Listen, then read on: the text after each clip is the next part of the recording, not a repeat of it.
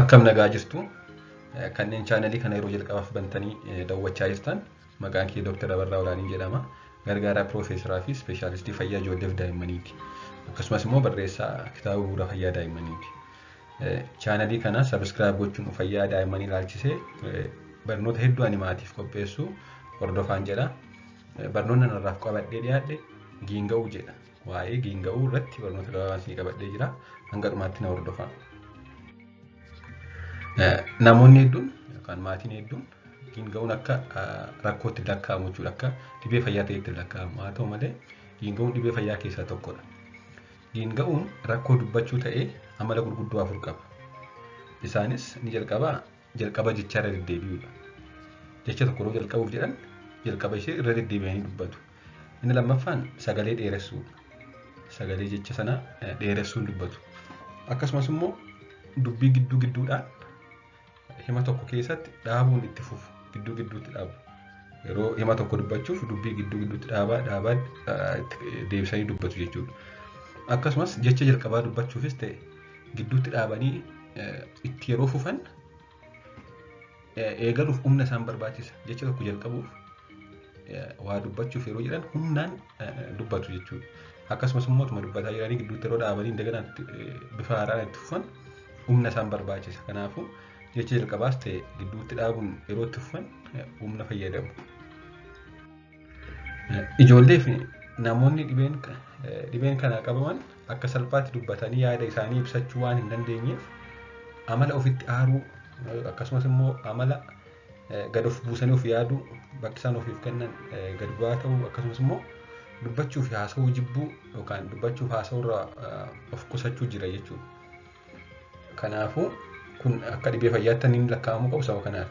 Maaliif daa'imni tokko yookaan namni tokko giingaa taanaan ofitti yaadu maaliif akkas ta'e kan jedhu. Lammaffaan gad of buusanii of yaadu.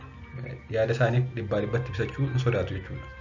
Vaaliyuu isaan ofiif kennan bakka isaan ofiif kennan gad bu'aa ta'a. Akkasumas immoo bakka itti dubbachuu qabanitti bakka itti haasa'uu qabanitti dubbatanii haasa'anii akka hin ibsanne xiqqoo gad of buusanii waan yaadaniif dubbachuuf haasa'uurraa of qotta'u of ittisu jechuudha. Kanaaf wanti kun immoo jireenya isaanii keessatti miidhaa isaan irra geessuu danda'a. Ofitti aaruun kun gad of buusanii of yaaduun kun dubbachuuf haasa'uu jibbuun kun baay'ee miidhaa irratti uumuu danda'a jechuudha egeree jireenya isaanii irratti. Akkasumas hiriyoota isaanii biratti illee akka dadhabinaatti ilaalamuun ittiin qoccolamu akkasumas immoo ittiin arrabsamuu malu jechuudha. Daa'imman mana barnootaattis ta'e karaa irratti daa'imni tokko yookaan mucaan tokko giingaa taanaan hiriyoonni isaa ittiin isa arrabsu ittiin isa qoccolu. Isa qoccoluun isaa kun isa arrabsuun isaa kun immoo akka inni bakka inni ofiif qabu gad of buusee of ilaalu isa ta'e isaa akka inni ofitti amanamummaa gaarii hin qabaanne isa taasisa jechuudha. Kanaafuu giinga'uun dhibee fayyaa keessaa tokkodha. Sababa kanaaf ijoolleen rakkoo akkasii qaban dhibee kana dandamatanii waliin jiraachuuf amala adda addaa agarsiisu. Dhibee kana dandamatanii waliin jiraachuuf amala adda addaa agarsiisu jechuudha. Amala adda addaa isaan agarsiisan yookaan amala adda addaa isaan fayyadaman keessaa muraasni ni jalqabaa ija keessa ilaaluun dubbachuu jibbu. Nama wajjin odeessan tokko nama wajjin haasa'aa jiran tokko ija keessa ilaaluun dubbachuu jibba jechuudha. Inni gara biraan yeroo dubbatan harkaaf mataa isaanii asiifachi sosochoosu. Harkaaf mataa isaanii asiifachi sosochoosu jechuudha. Maaliif akka garaa isaanii baasanii waan hin dubbanne yeroo dubbachuuf jedhan humna waan fayyadamaniif harkaaf mataa asiifachi sosochoosu. Akkasumas immoo dafanii ija libsatu. Yeroo dubbachuuf jedhan jecha akka garaa waan hin baaneef dafanii ija libsatu. Akkasumas sagalee dheeressuu fi sagalee guddisuun jiru gidduutti tasa sagalee dheeressu sagalee guddisu. Kuni akkaataa isaan ittiin kompenseet gochuuf yaalanidha jechuudha. Inni gara biraan dhiphachuuf tasgabbaa'anii dubbachuu dhabuu ni dhiphatu. Tasgabbaa'anii dubbachuu dhabu mataa raasu harka isaanii kana raasu. Kanaaf tasgabbaa'anii hin dubbatan jechuudha. Dhibeen kun bakka tokkoo fi haala tokko keessatti baay'ee isaan rakkisa. Yeroo hundaa wal qixa miti jechuudha dhibeen giinga'uu. Yeroo tokko baay'ee isaanitti cimuu danda'a. Yeroo tokko immoo fooyya'uu danda'a. Yeroo akkamii isaanitti cima yoo jenne yeroo bilbilaan haasa'an. Namoonni giinga'an yeroo bilbilaan haasa'an baay'ee isaanitti cima. Akkasumas yeroo maqaa isaanii akka isaan waaman taasisan. Namni giinga'u tokko maqaa kee waamu yoo jettani maqaa isaanii waamuun baay'ee isaanitti cima jechuudha. Akkasumas bakka namni baay'een jirutti yeroo dubbatan. Namni giinga'u tokko bakka namni baay'een jirutti yeroo dubbatu waan sun daran itti cimee mul'ata jechuudha. Gonkumaa jecha tokko baasuu itti cimuu danda'a. Akkasumas dhibee kana dhoksanii dubbachuuf yeroo yaalan namoonni tokko tokko akka giingaan dhoksatanii dubbachuuf yeroo yaalan gonkumaatti cima jechuudha. Akkasumas immoo yeroo baay'ee aaranii fi yeroo baay'ee gammadan yeroo akkasii dubbachuu yeroo yaadan baay'ee ba'ee mul'ataa yookaan baay'ee dubbachuu isaan rakkisa jechuudha. Giinga'uun gosa lamatu jira. Inni jalqabaan kan umurii ijoollummaan dhufu yookaan developmental stuttering jedhaman kun daa'imman waggaa 2 hanga 5 biratti kan mul'atudha. Waggaan 2 hanga 5 yeroo itti dandeettiin dubbachuu fi afaan baruu saffisaan guddatan waan ta'eef yeroo kana daa'imman dafanii afaan hin hiikanne biratti ni caala jechuudha. Jireenya dhala namaa keessatti yeroo namni jecha hedduu baru, yeroo namni jecha hedduu dubbachuu baru waggaa 2 hanga 5tti.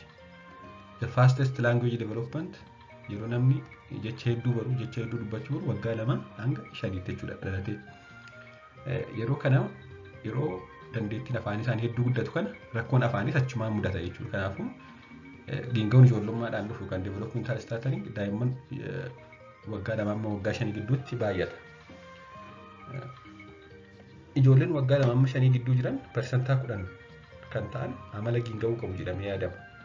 Akkasumas ijoollee dubaraa caalaa ijoollee dhiirotaa irraa harka 3 baay'ata jechuudha. Ijoollee dubaraa fi ijoollee dhiiraa harka 3 carraa giinga'uu qaba. Daa'imman persentaan 80 ol kan giinga'an jechuudha. Waggaa tokko keessatti ofuma isaanii deebi'ee dhiisa.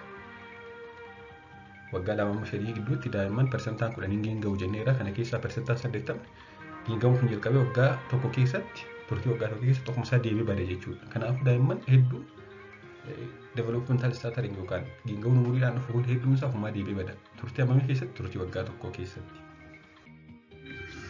Giinga'uun dhibee narbiin dhufu kan jedhamu immoo jira. Neurogenic stuttering kan jedhamu. Giinga'uun dhibee narbiin dhufu kun maadha?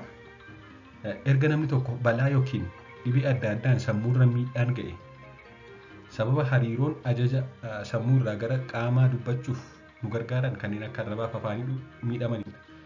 Nam tokko sammuu isaa yoo miidhan sababa adda addaan balaas haa ta'u infekshinii adda addaas kanneen akka meninjaayitis kan jedhamu summaa'uus haa ta'u sababa adda addaan sammuu isaa yoo miidhan ajajni sammuurraa dhufee gara arrabaa yookaan gara afaan keenyaa dhufu akka nuti dubbannu kan taasisu yoo miidhame istirookiis godhatee haa ta'u dhibee adda addaa godhatee ajajni sun akka garaa waan hin dhufneef yeroo kana giinga'uun dhibee narbiin dhufu kan neurogenic stuttering kan jedhamu dhufuu danda'a jechuudha.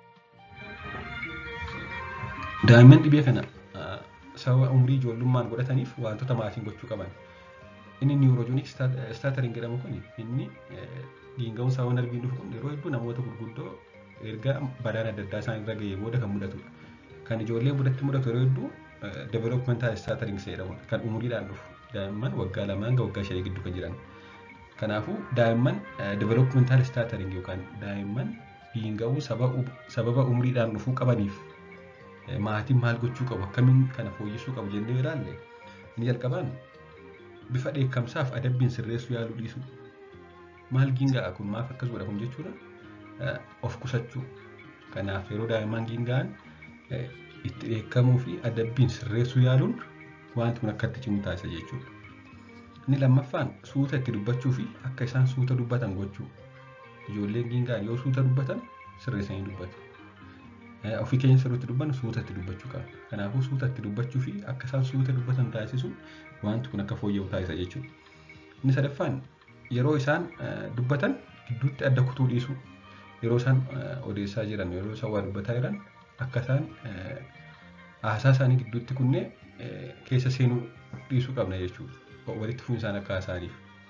Akkasumas immoo waliin dubbachuun akka isaan dubbatan shaakalsiisuu. Kun egaa rakkoo afaanii waan ta'eef waliin dubbataa yeroo dheeraa waliin dubbataa turuun tasgabbaa'uun suuta itti dubbachuun akka isaan suuta dubbatan taasisuun haasaa isaanii gidduutti kutuu dhiisuun akka isaan dubbatan taasisuun dubbachuu sana shaakalsiisuu qabna jechuudha. Akka daa'imman sababa kanaan of hin jibbine akkasumas immoo akka isaan ittiin qaanofne jajjabeessuu kun rakkoo daa'ima sanaa miti. Kun kan sirraa'udha akkuma sila jenne persentaan 80 waggaa tokko keessatti deebi'ee sirraa jenneera. Kanaafuu akka daa'imman sababa kanaan of hin jibbine akka isaan ittiin qaanofne akka isaan gad buusanii of hin ilaalle akka isaan kanaan xiinsammuu isaanii hin miidhamne jajjabeessuu qabna jechuudha. Inni garbiraan wanti kun kan ji'a 6 fi isaa ol irra turu yoo ta'e akkasumas immoo kan hin barne yoo ta'e daa'imman saba kanaaf dubbachuu sodaachuuf dhiisuu yoo godhatan ogeessa fayyaa mariisuu qabu jechuudha. Hanga ji'a jaatti xiqqoo fooyyee hin qabu ta'e hanga ji'a jaatti itti dabalaa kan dhufe yoo ta'e daran cimaa kan dhufe yoo ta'e akkasumas immoo sababa giinga'uu kanaaf sodaachuun dubbachuu diduu sadarkaa dubbachuu diduu kan gaangan hin jiru jechuudha. Kanaafuu sadarkaa akkasii rageenya ogeessa fayyaa mariisuun tarii dawaa kana fooyyessu jiraachuu waan maluuf kana fudhachuun barbaachisaadha. Walumaa galatti daa'imman dhibee akkasii godhatan maatii keessa kan ijoollummaan qabamanii deebi'anii dafanii fayyan yoo ta'e carraan baduu isaa olaanaadha. Tarii abbaan yookaan haati ijoollummaatti amala giinga'uu kana godhatanii yeroosuma waggaa tokko keessatti deebi'ee bade yoo ta'e daa'imni isaanis akkasuma carraan deebi'ee baduu ol kaadha jechuudha. Kanaaf abbaa fi haati yookaan maatii keessa namni ijoollummaatti giingee wanti sun yeroosuma deebi'ee bade yoo ta'e carraa daa'imna isaanis akka giingeen daa'imna isaanis akka dafee badu taasisu ta'uu qabu olaanaadha. Maatii keessaa kan dhibee kanaan hanga dargaggummaa fi guddatuutti qabaatu yoo ta'e carraan baduu isaa gadaanaadha. Fakkeenyaaf abbaa yookaan haati nam ta'e yeroo dheeraaf giinga'aa ture akkasumas hanga dargaggoomuutti hin banne yoo ta'e even hanga mucaa godhatuutti hin banne yoo ta'e carraa daa'imni isaa yoo giingee qabatee carraa giingeen sun wajjin turu ol kaa'adha jechuudha. Ijoolleen dubaraa warra dhiiraarra carraa isaanii dafanii bilisa ta'uu olaanaadha. Akkuma sila jenne ijoolleen dhiiraa ijoollee dubaraarraa harka 3 carraa giinga'uu qabu. Akkasumas immoo ijoolleen dubaraa tarii giingee godhatan dafanii fooyya'u jechuudha ijoollee dhiiraarra. Daa'imman dhibeen kun umurii waggaa 3 booda jalqabe kanneen waggaa 3 dura jalqabe carraan baduu dhiisuu ol kaa'adha. Giinga'uun yoo waggaa 3 dura jalqabe akka dafee baduun isaa carraan isaa ol kaa'adha. Haa ta'u malee daa'imman tokko waggaa 4 waggaa 6tti yoo giinga'uun isaan jalqabe carraan baduun isaa xiqqoo gadi aanaadha jechuudha kanneen waggaa 3 dhalatanii waggaa 3 keessatti isaan jalqabe erga guddatanii yoo isaan jalqabe baduu dhiisuu danda'a. Kanaafuu akka waliigalaatti akkuma amma jenne persentiin 80 ofuma isaa deebi'ee bada waggaa tokko keessatti. Tarii dubbachuun kun giinga'uun kun dubbachuu isaan dhorkeera yoo ta'e baay'ee yaaddaan yoo ta'e badaan jiru yoo ta'e waggaa 3 waggaa 4 booddee kanaafuu yoo rakkoo miira ta'e ogeessa fayyaa mariisuun wanta kana fooyyessu mariisuun ni barbaachisa jechuudha. Waan dhaggeeffattaniif hedduu galatoomaa. Subscribe gochuun dagatina barnoota hedduu irraa argattu.